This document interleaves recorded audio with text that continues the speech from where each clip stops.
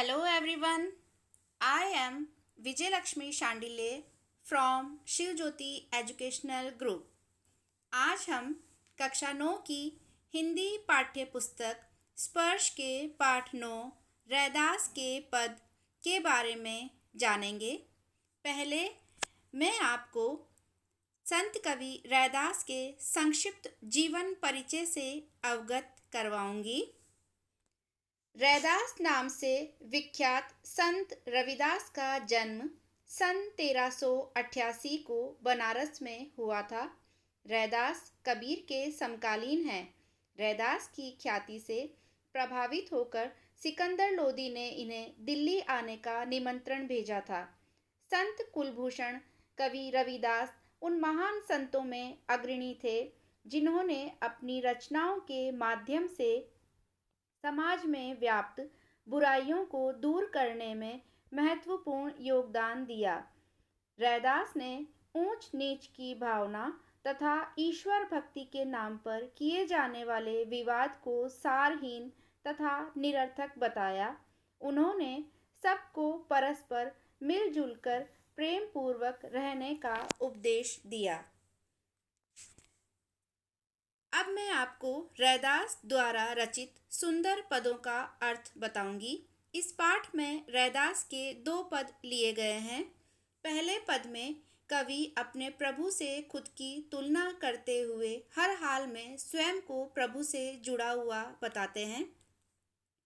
अब कैसे छूटे राम नाम रट लागी, प्रभु जी तुम चंदन हम पानी, जाकी अंग अंग बास समानी, प्रभु जी तुम घन बन हम मोरा, जैसे चितवत चंद चकोरा, प्रभु जी तुम दीपक हम बाती, जाकी ज्योति बरे दिन राती, प्रभु जी तुम मोती हम धागा, जैसे सो नहीं मिलत सुहागा, प्रभु जी तुम स्वामी हम दासा, ऐसी भक्ति करे रैदासा।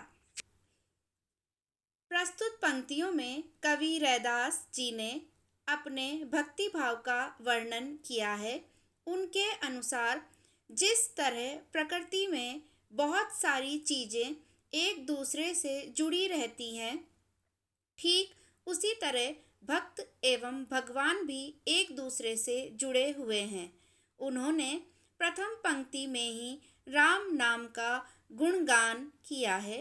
रैदास के पद की इन पंक्तियों में वे बोल रहे हैं कि अगर एक बार राम नाम रटने की लत लग जाए तो फिर वह कभी नहीं छूट सकती।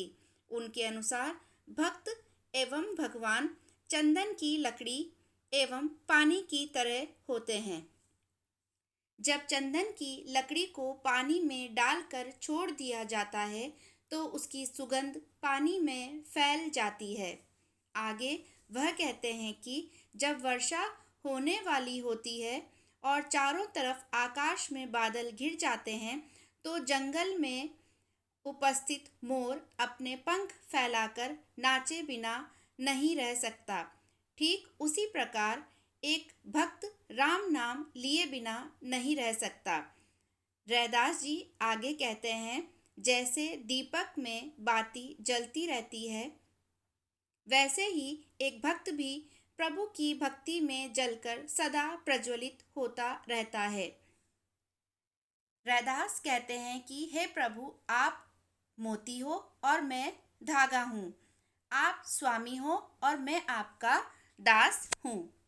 दूसरा पद है, ऐसी लाल तुझ बिनु कवनु करे, गरीब निवाजू गुसैया, मेरे माथे छत्रु धरे, जाकी छोटी जगत कऊ लागे, ता पर तू ही डरे, नीचहु ऊंच करे मेरा गोविंदु, काहू ते न डरे, नामदेव कबीरू तिलोचनु सदना सैनु तरे, कही रविदासु सुनऊ रे संतऊ, हरिजीव ते सभे सरे।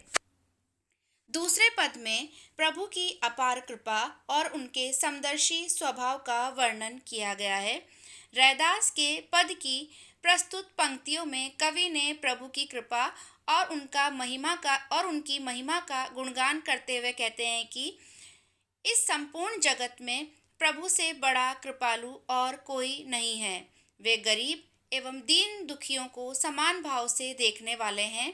वे छूत अछूत में विश्वास नहीं करते और मनुष्य मनुष्य के बीच कोई भेदभाव नहीं करते। इसी कारणवश कवि को ये लग रहा है कि अछूत होने के बाद भी उन पर प्रभु ने असीम कृपा की है। प्रभु की इस कृपा की वजह से कवि को अपने माथे पर राजाओं जैसा जैसा छत्र महसूस हो रहा है। प्रभु अपने भक्तों में भेदभाव नहीं करते हैं। वे सदैव अपने भक्तों को समान दृष्टि से देखते हैं। वे किसी से नहीं डरते एवं अपने सभी भक्तों पर एक समान कृपा करते हैं। प्रभु के इसी गुण की वजह से नामदेव, कबीर जैसे जुलाहे, सदना जैसे कसाई, सैनु जैसे नाई एवं त्रिलोचन जैसे सामान्य व्यक्ति को इतनी ख्याति प्राप्त हुई। प्रभु की कृपा से उन्होंने इस संसार रूपी सागर को पार कर लिया। रैदास के पद की अंतिम पंक्तियों में कवि संतों से कहते हैं कि हरि यानी प्रभु की महिमा अपरंपार है, वो कुछ भी कर सकते हैं।